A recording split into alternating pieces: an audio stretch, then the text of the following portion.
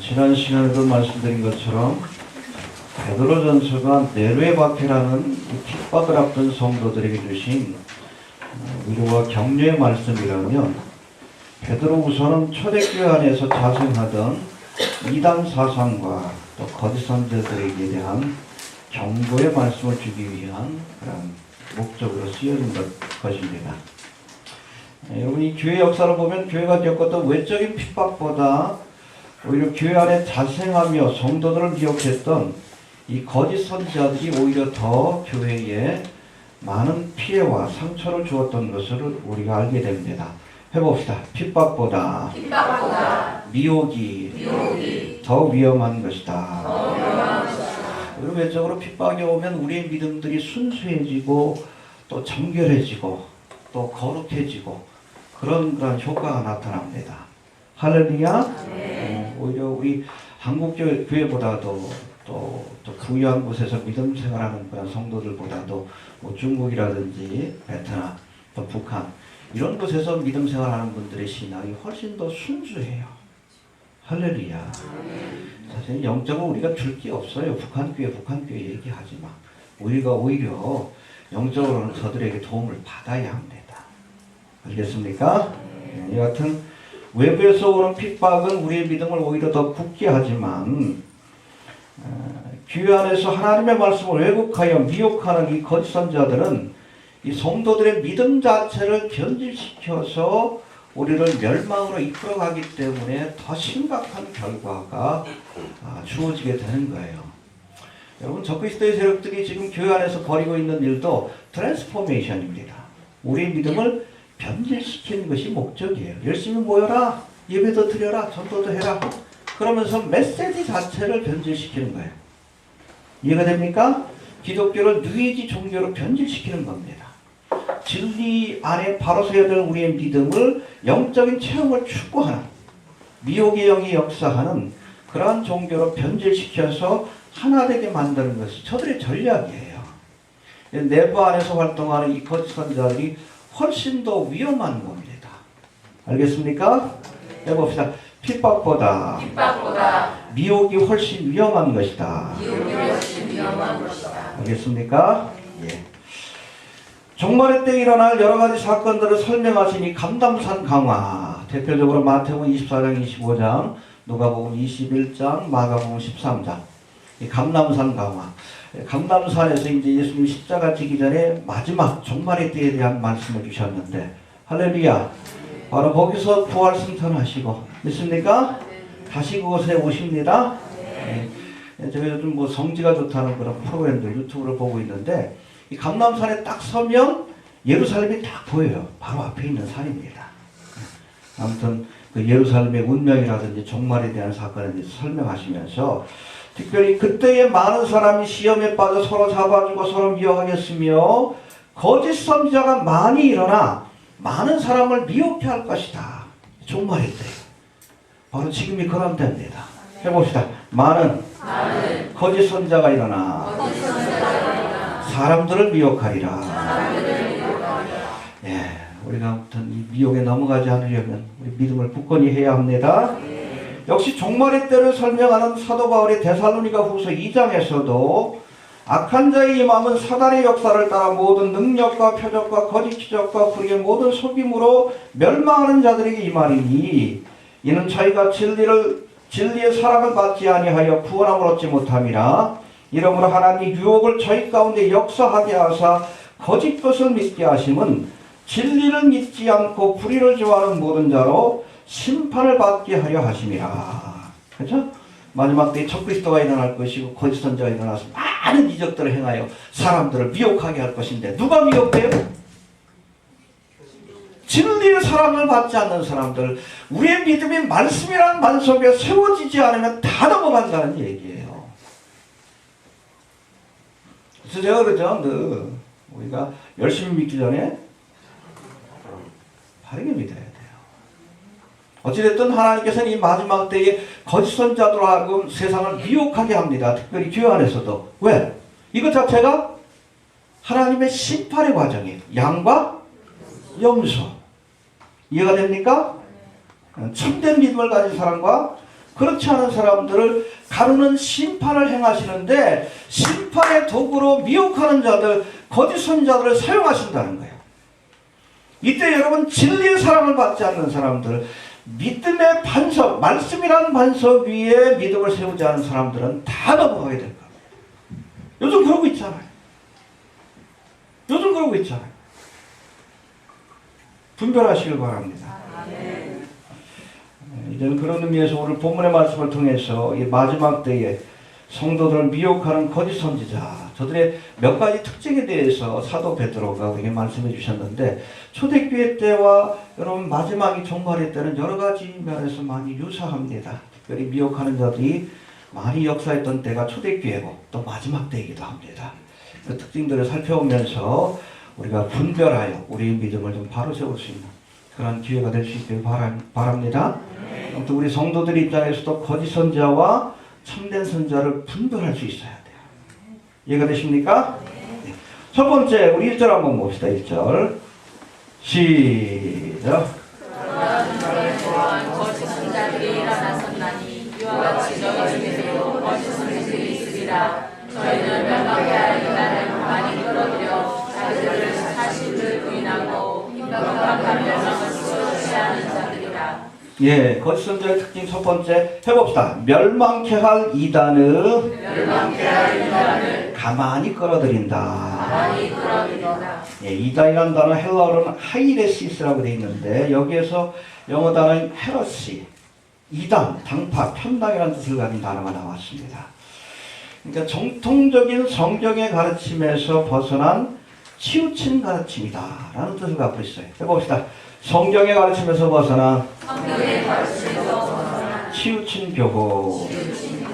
그래서 여러분 우리가 이단을 한자로는 뭐라고 해요? 달을 이자에다가 끝단자. 처음에 볼 때는 이게 정통교리하고 성경 말씀하고 별 차이가 없는 것 같아. 근데 마지막에 가서 왜곡시켜버립니다. 끝을 다르게 해요. 처음부터 다른 건 뭐라고 해요? 타종교라고 하죠. 이해가 되십니까? 이단은 기독교의 모습을 하고 있는 거예요. 그런데 정통적인 교리, 성경의 말씀을 가리키는 것이 아니라 다른 교훈을 가리켜요. 그러니까 더 위험한 거예요. 저희 동남아인가 보니까는 전에 한번 사진을 봤더니 거기 보면 난들이 유명하잖아요. 그래서 난꽃들. 근데 난꽃들 이렇게 펴 있으면은 나비들 또 벌들이 와가지고 이 꿀을 빨아먹습니다. 근데 거기서 그렇게 살아가는 사마귀가 있어요. 난꽃하고 똑같이 생겼어요. 이렇게 하고 있다가 나비가 오면 잡아먹는 거예요. 거짓 선자들이 바로 그런 존재들입니다. 속지 말아야 합니다. 우리의 영혼을 멸망의 길로 이끌어가는 사람들이에요. 이게 난꽃인지 사막인지 분별해야 돼요. 우리를 생명의 길로 인도하는 그런 참된 선지자인지 아니면 우리의 영혼을 잡아먹는 거짓 선지자인지 아주 심각합니다. 심각해요. 목사들도 성도들을 잘 만나야 하지만 마지막 때에는 성도들이 목회자를 잘 만나야 합니다. 그랬던 교훈을 가르치는 거짓 선자를 만나면 열심히 잘 믿고 지옥 갑니다. 심각해요. 이해가 됩니까? 아니다 싶으면 빠져나와야 돼요.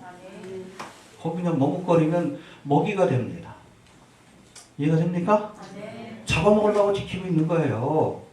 꿀을 주려고 지키고 있는 게 아니에요. 잡아먹으려고 지키고 있는 거예요.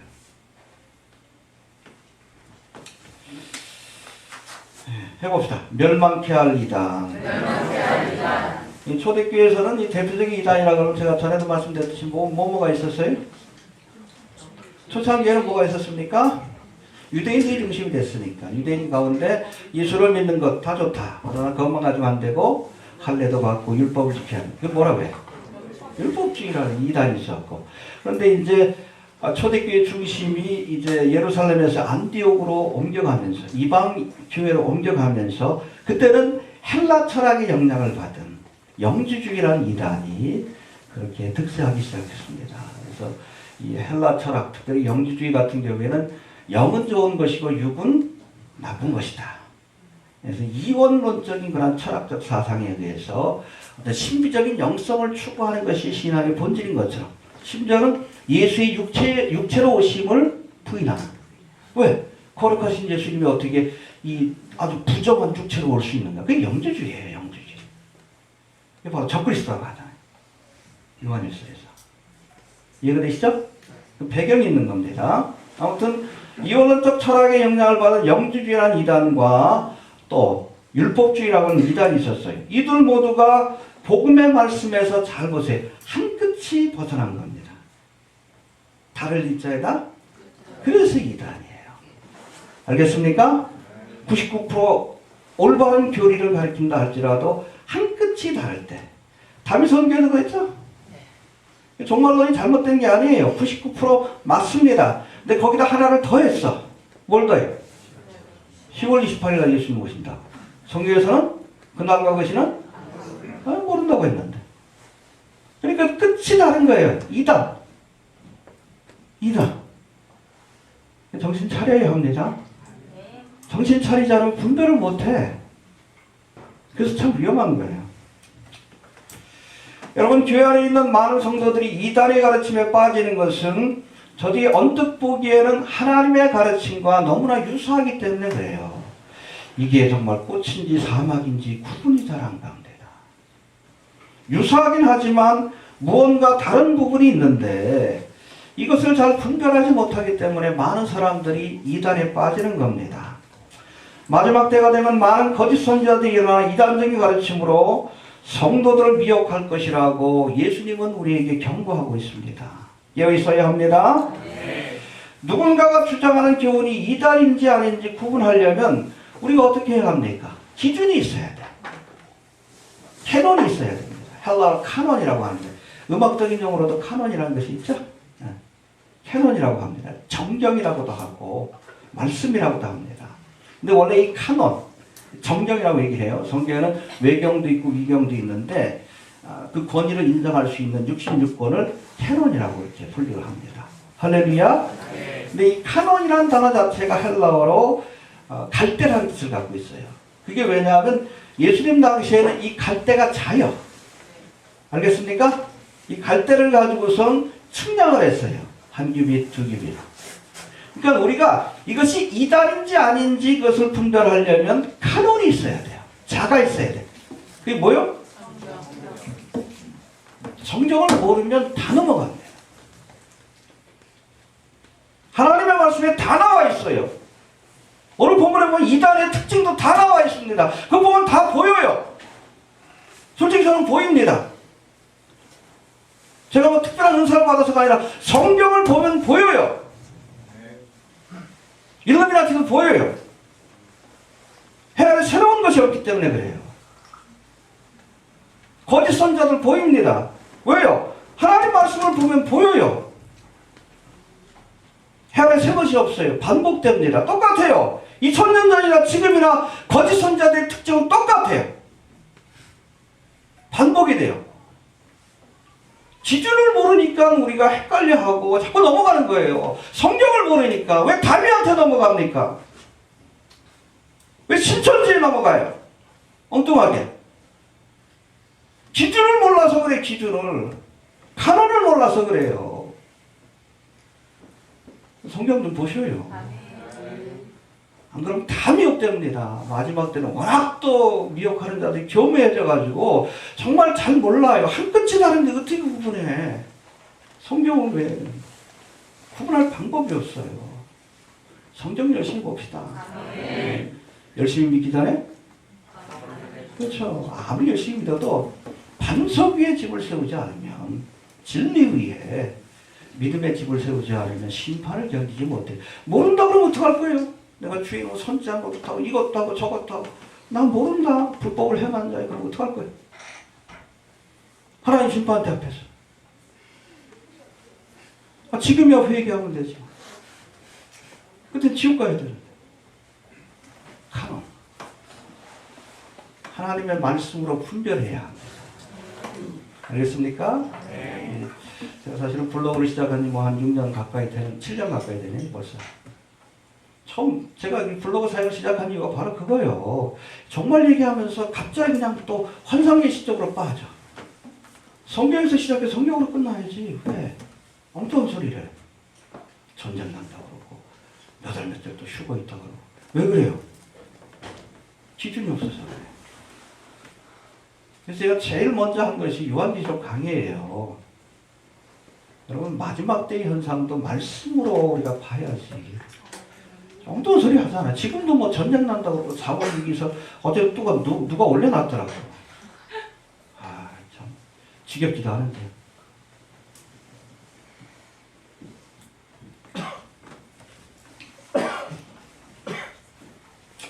네, 오늘 본문에서 특별히 이단을 해봅시다. 멸망케 할 이단. 멸망케 할 이단. 네, 그 이단에 빠지면 지옥 갑니다. 열심히 믿고 지옥 가요. 자기는 천국 갈 줄 알고 열심히 믿는데 지옥 가요. 그래서 심각한 거예요. 그래서 그렇게 경계한 거예요. 많은 사도들이. 얼마나 불쌍해. 차라리 이 땅에서 열심히 죄 짓고 죄 일나게 그냥 즐기다가 지옥 가면 좀 덜 억울한데 먹을 것도 제대로 못 먹고 그냥 교회다 헌금도 바치고 그냥 열심히 교주를 섬기다가 지옥 가. 얼마나 억울해. 멸망케 할 이단이라고 분명히 말합니다. 해봅시다.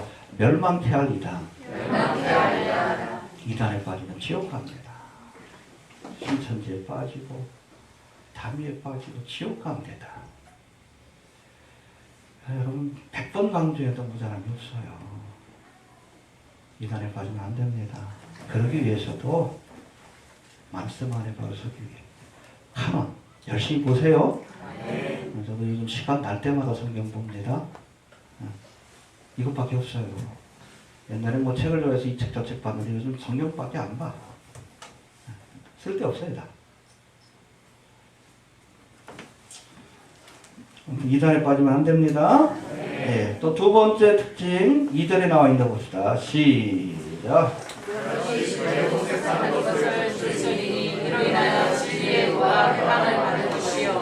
네, 해봅시다. 호색하는 것을 쫓으리니. 아주 음란하고 방탕한 가르침을 가르친다는 건데, 여러분 이 말씀은 헬라 철학의 한 분파인 에피쿠로스 학파의 영향을 받은 영지주의자들을 경계하는 말씀입니다. 해봅시다. 에피쿠로스. 우리가 사전을 찾아봐도 쾌락주의자들이에요. 그래서 이 사람들은 그냥 음식도 탐합니다. 먹고 하다가 배부르면 못 먹잖아. 옆에다 깃털을 놔도 그거 다시 먹어요. 에피쿠로스 학파. 또 성적인 만족을 주기 위해서 뭐 동성애도 좋고 아무튼 수감도 하고 이런 사람들. 그 철학적 배경은 뭡니까? 육은 어차피 그 뭐 헛된 것이니까 아무렇게나 해도 상관없다. 영지주의자예요. 호색한 가르침입니다. 음란한 자들이 이 가르침을 좋아해. 영지주의에 빠져요. 말은 그렇답니다. 초대교회 성도들 가운데 이렇듯 더러운 정욕을 추구하는 이러한 영지주의라고 하는 이단들의 호색한 가르침에 미혹되어서 저들과 함께 죄를 짓는 그런 사람들이 있는데 2절에 보니까 이들로 인해서 진리의 도가 회방을 받는다라고 말씀합니다. 해봅시다. 진리의 도가 회방을 받는다. 예수를 믿는다는 사람들이 성적인 죄에 빠져가지고 맨 그냥 먹는 것만 즐기고 성적으로 그냥 타락한 삶을 사니까 하나님의 복음 자체가, 교회 자체가 비방을 받는 거예요. 전도의 문이 막히는 겁니다. 우리나라에서도 음란하고 방탕한 가르침을 퍼뜨리는 대표적인 이단이 있어요. 어디예요? 피가름 신학. 토ler이지. 문선명하고 섹스를 해야지 구원받는 거예요. 어디. 교리 자체가 그렇습니다. 원리관말이. 거기서 파생된 거, 좀 젊은 애가 한 게 그게 뭐예요? 정명석. 지가 뭐 지저스 크라이스트 모닝스타예요. 그래서 JMS래. 그런 미친다. 그 음란의 영이 역사하는 이제 많은 대학교 교수, 대학생들이 많이 넘어가요. 뒤에 음란한 영이 역사합니다. 제가 그 통일교에서 배운 거예요. 그 역을 받은 거예요. 음란이. 여튼 이런 이단은 아니지만 얼마 전에는 한국교회를 대표하는 예장합동 제일 크죠? 이 교단에서 여러 명의 여자 성도들을 성추행한 목사 재판이 몇 번 걸렸는데 그냥 면죄부를 줬어요. 그냥 전병욱이 저같이 파리학번이요. 제고 출신이에요.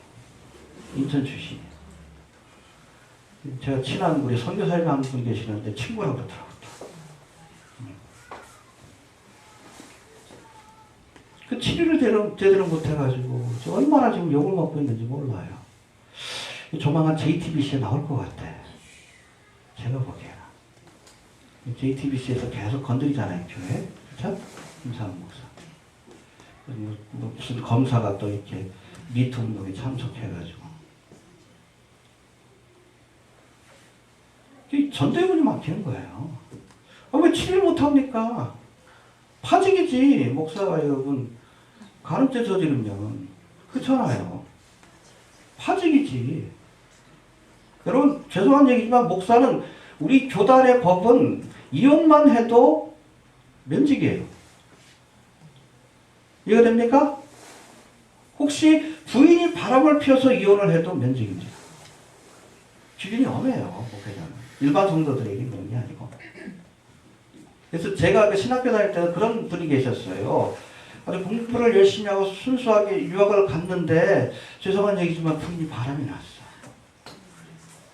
한국에 왔는데 이혼을 당한 거죠. 이혼을 한 게 아니라. 그렇잖아요. 참작이 되잖아. 그런데 그게 교단법에 걸린 거예요. 이분이 안 되니까 나중에 서울신대에서 이렇게 강의하다가 나중에 다른 학교로 가더라고. 실력은 있는 목사님인데. 왜 그러냐면 그것 자체가 걸림돌이 되기 때문에 그래요. 그게 세상 사람들에게 비방거리가 되고 회방거리가 되고 복음 전파에 걸림돌이 되기 때문에 억울해도. 그래서 목사님들은 사모한테 잘해야 돼. 저도 잘해야 돼. 잘해야 합니다. 당신 싫다 그러면 나가면 저는 어떻게 파직당합니다. 그 기준이 엄한 거예요. 기준을 엄하게 해놓은 겁니다. 근데 그게 맞는 거예요. 전병욱이는 아주 쓰레기 아닙니까? 결혼한다고 찾아온 그냥 주례해달라고 찾아온 여자까지 건드리고 아주 쓰레기요. 개쓰레기요. 그런 놈을 치리를 못하니? 아우. 그런 목사 쫓아다니는 홍대색 교인들은 뭔지 모르고서 제정신이 아니요. 아마 시대를 잘 타고 났으면 제2의 문선명이 됐을지도 몰라. 참. 여튼 여러분 거짓 선지자들이 이 거짓 교훈을 퍼뜨리는 두 가지 이유 중에 하나가 첫 번째는 돈이에요. 두 번째는 성적인 착취입니다. 이해가 됩니까? 네. 그래서 이단에 빠지면 영육간의 모든 것들을 다 빼앗겨요. 돈, 몸도 뺏기고 돈도 뺏기고 영혼도 뺏기고. 그래서 비참한 거예요. 이단에 빠진다는 게 참 비참한 겁니다. 이해가 되십니까? 네, 아무튼 성적인 착취 그런 것들이 있습니다. 세 번째, 이 거짓 선자들은 지은 말을 가지고 일을 삼는다. 3절 한번 봅시다. 3절. 거짓 선자의 특징. 시작. 저희가 당신을 위하여 지은 말을 가지고 저희로 일을 삼니 저희 신앙을 일적부터 수치하지 아니하며 저희의 멸망을 주시지 아니하느니라. 예, 여기 재미난 표현이 나오죠. 해봅시다. 지은 말을 가지고 저희로 일을 삼는다. 머천다이즈 오브 유라고 되어 있어요. 킹제임스 버전. 성도들을 상대로 장사를 해서 이익을 얻는다는 뜻이에요. 누구 생각나죠? 네. 이 성도를 대상으로 이익을 삼는 거예요. 이 성경에 보면 제가 말씀드렸지만은 거짓 선자란 말과 어떨 때는 사건 목자란 말이 같은 의미로 사용될 때가 있습니다. 오늘 본문 15절에 나오는 발람이 그런 경우예요. 근데 잘 들어보세요. 성경을 보십시오. 민수기에 나오는 발람의 행적을 보면 거짓 예언을 한 적이 없어요. 그런데 거짓 선지자라고 합니다. 발람이 거짓 뭐 예언한 게 있어요? 오히려 성령 충만 받고 아주 귀한 말씀을 선포하잖아요. 예? 대표적인 것이 하나님의 인생이 아니시니 시간치 않으시고 하나님의 인자가 아니시니 후회가 없으시도다. 어찌 그 말씀한 바를 행치 않으며 하신 말씀을 실행치 않으시랴. 발람이 한 말이에요. 성령 충만 받고. 이해됩니까? 그런데 거짓 선자라고 해요. 싹군과 거짓 선자를 같은 개념으로 보는 겁니다. 알겠습니까? 예. 여러분, 많은 거짓 선자들이 성도들을 미혹하는 가장 큰 이유가 바로 뭐이기 때문에? 돈이기 때문에 거짓 선자와 싹군자를 같은 의미로 성경에서 평가를 내리는 겁니다. 이해가 됩니까? 그 사람이 비록 헛된 소리를 안 했다 할지라도 싹군의 길을 가면 거짓 선지자예요.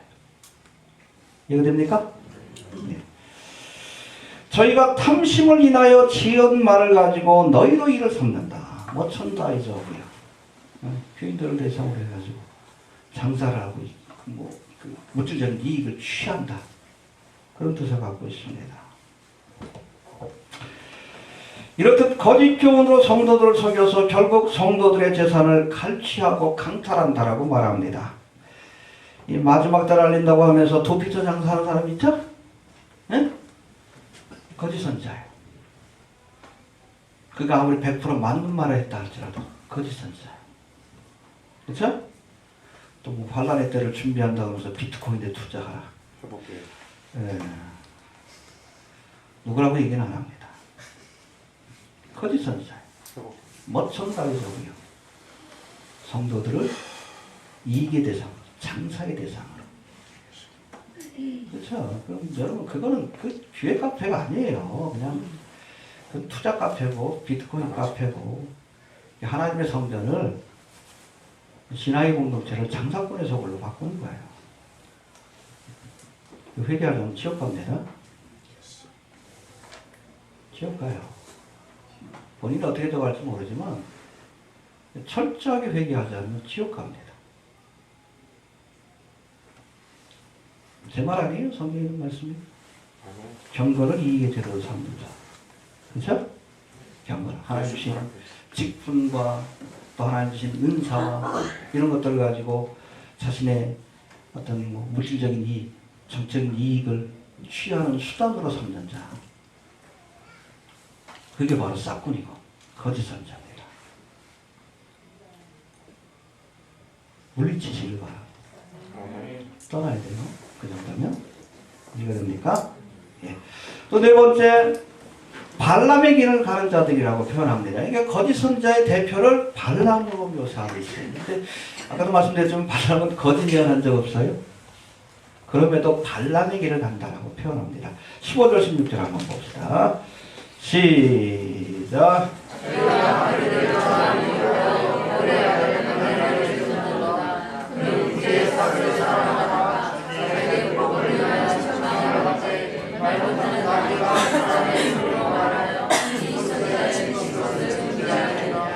예, 15절에서는 이 거짓 선자의 대표가 누구요? 발람. 이 발람이 하나님의 백성 이스라엘을 미혹의 길로 인도하게 된 결정적인 이유가 뭡니까? 불의의 싹스를 사랑했기 때문에.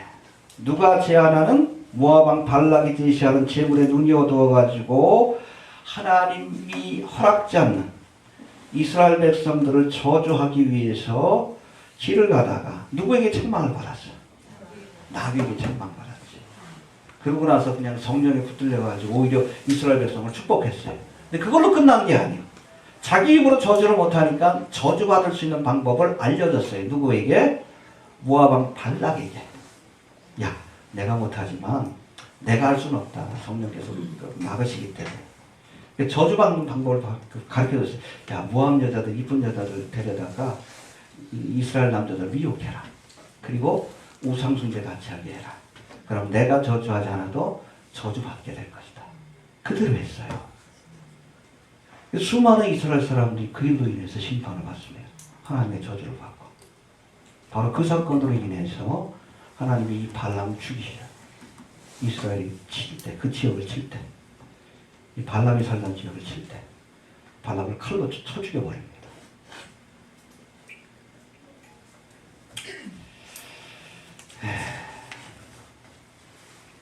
여러분 한때 하나님께 붙들려서 쓰임받는 일꾼이라 할지라도 그렇죠? 이 발람은 성령에 붙들려서 하나님 앞에 귀한 예언을 했던 사람이에요. 민수기 23장 24장 봐요. 얼마나 이스라엘 축복하는 말씀이 귀한지 몰라요. 아까 잠깐 말씀드렸지만 하나님의 영에 붙들려서 쓰임받는 사람이요. 그렇다 할지라도 돈에 대한 욕심을 절제하지 못하면 결국 불의의 삭스를 사랑하다 멸망의 간 발람의 길을 갈 수밖에 없다는 것 기억해야 합니다. 목사가 왜 타락하는가? 첫 번째는 여자, 두 번째는 돈.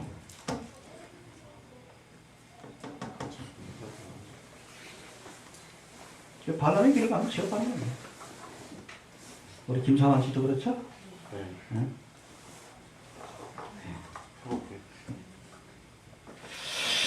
네. 다섯 번째, 아무튼 거짓선자의 또 다섯 번째 특징, 17절 한번 봅시다. 시작. 이스라엘은 그런 셈이요 방주에 밀려가는 길이 저희를 위하여 강탐한 길이 준비되어 있나니. 예, 저들에 대해서 베드로가 표현하기를 해봅시다. 물 없는 셈이요. 물 없는 셈이요. 예, 밀려가는 안개다. 밀려가는 안개다. 이 이스라엘 땅에는 물 없는 셈이 가끔 우물이라고 되어 있어요. 원래 원문을 보면 우물들이 있어요. 그래서 요셉도 이 물 없는 우물에다가 형들이 거기다 내려놓죠. 그렇죠? 이게 뭔가 하면 이스라엘은 절기가 봄, 여름, 가을, 겨울이 아니에요. 어떻게 나뉘어요? 우기하고 건기로 나눕니다. 겨울이 우기예요. 지금 비 많이 내립니다. 비가 내리면 광야에도 풀이 돋고 꽃이 핍니다. 비가 내리니까. 비가 내려요. 근데 그때 내렸던 물들을 이렇게 모아가 시스탄이라고 해가지고 물 저장고에다가 이렇게 저장을 해서 여름 내내 쓰는 거예요. 그러니까 여러분 이런 시스탄이라든지 그 우물 같은 경우에도 비가 내리는 우기 때는 샘이 솟지만 물이 나오지만 비가 안 내리는 그런 건기 때는 것이 말라버린 경우들이 있어요. 물 없는 샘이라는 것이 바로 그런 뜻입니다. 이 광야에서 여러분 물을 구하지 못하면 죽는 거예요. 우리나라 같지 않아요? 죽는 겁니다. 뭐 며칠 걸어가지고 저기 우물이 있다. 알고서 찾아갔는데 물이 말라버렸어요. 죽는 거예요. 거짓 선자들이 바로 그렇다는 거예요. 저들이 우리에게 생명의 물을 주지 못합니다. 잘못 찾아가면 죽습니다. 우리에게 생수의 은혜를 주시는 분은 예수님밖에 없어요. 수가 성령이 된 거죠. 이 물을 먹는 자마다 다시 목마르겠지만 내가 주는 물을 먹는 자는 영원히 목마르지 아니하리라. 할렐루야. 네. 나의 주는 물은 그 속에서 영생하도록 솟아나는 샘물이 되리라. 네. 여러분 예수님만이 우리에게 생수를 주십니다. 네. 예수님이 말씀이요. 요한복음 1장에. 하나님의 진리인 말씀만이 우리의 영혼을 살리는 생수의 은혜를 줄 수 있음을 기억할 수 있게 되길 바랍니다. 거짓선자의 교훈은 아니에요. 먹을수록 갈증을 느낍니다. 그리고 물 없는 샘과 같이 그에게는 우리의 영혼을 살릴 수 있는 생수가 없다는 것을 우리가 꼭 기억할 수 있게 되길 바랍니다. 네. 또 거짓선자를 광풍에 밀려가는 안개라고 말씀합니다. 해봅시다. 광풍에 밀려가는 안개. 광풍에 밀려가는 안개. 어떨 때 보면 우리 안개가 꽉 이렇게 사방을 이렇게 할 때는 이 안개밖에 없는 것처럼 보일 때가 있어요. 그러나 그렇다 할지라도 해가 뜨고 바람이 불면 한순간에 다 사라집니다. 어떨 때는 이단서설, 거짓된 교훈을 퍼뜨리는 자들이 세상에 가득 차가지고 온 세상을 뒤덮는 것처럼 보일 때가 있어요. 예수님 당시에는, 초대교회 당시에는 율법주의, 영지주의라는 이단이 쫙 덮고 있었어요. 시간이 지나니까 다 사라져버렸잖아요. 지금 한국에도 뭐 대표적인 이단이 뭐예요? 뭐 신천지 같은 이단. 다 사라집니다. 안개처럼. 오로지 반석 위에 세운 집만이. 알겠습니까? 진리라는 반석 위에 세운 집만이 그렇게 견고히 서서 하나님의 심판을 이길 수 있다는 것을 기억할 수 있게 되길 바랍니다. 또 여섯 번째 마지막이 될 것 같은데 저들의 특징 19절 한번 봅시다. 19절 시작. 저에게 자유를 주하여도 사생을 멸망하신 분들이 누구든지 예. 자유를 준다 하여도, 자유를 줄 것처럼 그렇게 미혹하여도 결국에는 저들이 사람들을 멸망의 종노릇하게 만든다는 거예요. 여러분, 예수님이 약속하신 자유는 뭡니까? 진리를 알지니 진리가 너희를, 여러분, 말씀 안에서 주어지는 자유입니다. 해봅시다.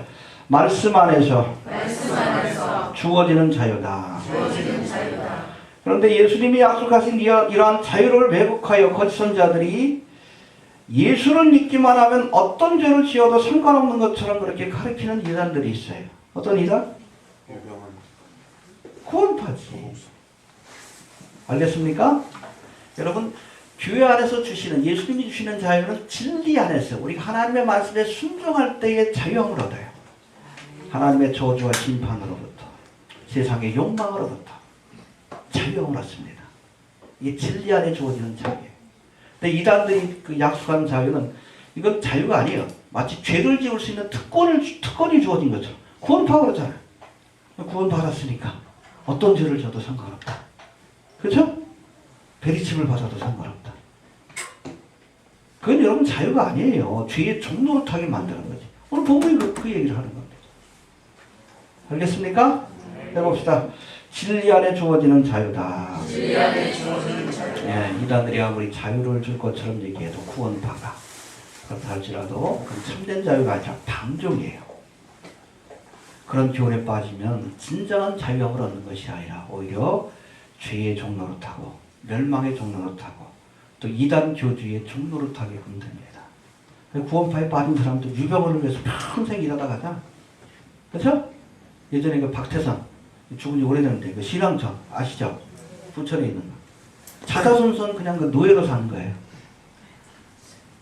멸망의 종노릇 하는 거예요. 이단에 빠지고. 얼마나 불쌍합니까? 그 열심히 있고 나중에 지옥 가야지. 박태선이 간데 쫓아가야지. 유병원이 간데 쫓아가야지. 이것도 저거 할 것 같은데 구원파에서 또 신고할 것 같은데. 지난번에 한번 차단돼가지고 구원파 그 글자 하나 들어갔다고 차단을 시켜놨더라.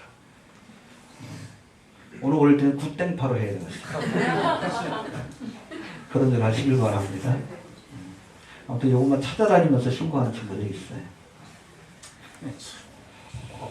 불쌍하죠. 그 친구도 죄의 종노릇 하는 거예요. 그렇잖아요. 이단 교주의 종노릇 하는 거예요. 그래서 위험한 겁니다. 자자손손 종노릇해요. 그리고 지옥 갑니다. 알겠습니까? 예. 마지막으로 여하튼 이렇게 거짓된 교훈으로 성도들을 미혹하고 하나님의 진리를 대적하는 자들에게 하나님의 심판이 있을 것을 우리에게 분명히 말씀합니다. 3절 보고 마치죠. 시작. 너희가 당신을 위하여 지은 날을 지고 너희로 이루니 너희 저부터 지체하지 아니하며 저희의 명은 참지 아니하느니라. 예, 여러분 거짓 선자들이 거짓 교훈으로 한때 세상적인 이익을 얻고 또 그야말로 빽빽한 안개처럼 세상을 뒤엎는 그런 영향력 있는 사람이 된다 할지라도 저들에게 주어지는 심판은 지체하지 아니하리라. 발람도 지체 없이 하나님께서 심판하셨고, 그렇죠? 예레미야 선지자를 대적했다 하나냐도 내가 죽으리라 금년 가기 전에 죽었어요. 주님 오십니다. 제일 먼저 이 거짓 선지자를 심판하실 거예요. 미련하지. 잠시 잠깐 돈에 대한 욕심 때문에, 그렇죠? 발람의 길을 가면 지옥 가는 거예요. 얼마나 불쌍합니까? 거기 또 붙들린 사람들도 가요. 같이 돈 뺏기고 몸 뺏기고 영혼 뺏기고 같이 지옥 가요. 교주는 그래도 즐기다 가지. 교주에 붙들린 사람들 다 뺏기고 간다. 노예 생활하다. 얼마나 불쌍해. 빠져나와야지. 나오지도 못해. 참 미련해. 빠져나와야지. 진앙천에서 빠져나와야지. 그렇죠? 구원파에서 빠져나와야지. 비트코인 카페에서 빠져나와야지. 응? 뭔 짓이야? 책임 안 져요? 하나님 책임 안 집니다. 하나님께서 끝까지 책임지는 건 말씀밖에 없어요. 다른 건 전혀 책임 안 집니다. 안무개 목사가 제 핑계 대지도 마셔요. 저도 뭐 실수가 잘못 설교할 수 있으니까. 제 핑계 대지 마시고 하나님 말씀만 책임집니다. 이게 카논이에요. 이게 기준이에요. 네. 아무튼 이 거짓선자들의 미혹 마지막 때 초대기에도 그렇고 지금도 그래요. 마지막까지도 우리가 이 미혹을 물리치지 않으면 넘어지고 멸망을 합니다. 그렇죠? 마지막 때 깨달았던 사람들이 얼마나 많은 미혹에 넘어갔어. 여자 성령한테 넘어가고 도피처럼 넘어가고 비트코인으로 넘어가고 또 이데올로기 정치 카페에 그냥 빠져버리고. 아이고.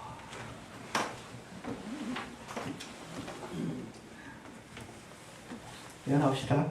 네. 제 탓하지 마십시오. 알겠습니까? 네. 목사도 믿지 말고 성경만 믿어요. 네. 이게 카논입니다. 이게 기준이에요. 네. 알겠습니까? 끝까지 믿음 지키고 주님 앞에 승리할 수 있게 되길 바랍니다. 네, 잠깐 한번 기도합니다. 하나님, 마지막 때입니다. 우리에게 품별력을 허락하여 주옵소서. 카논, 하나님의 말씀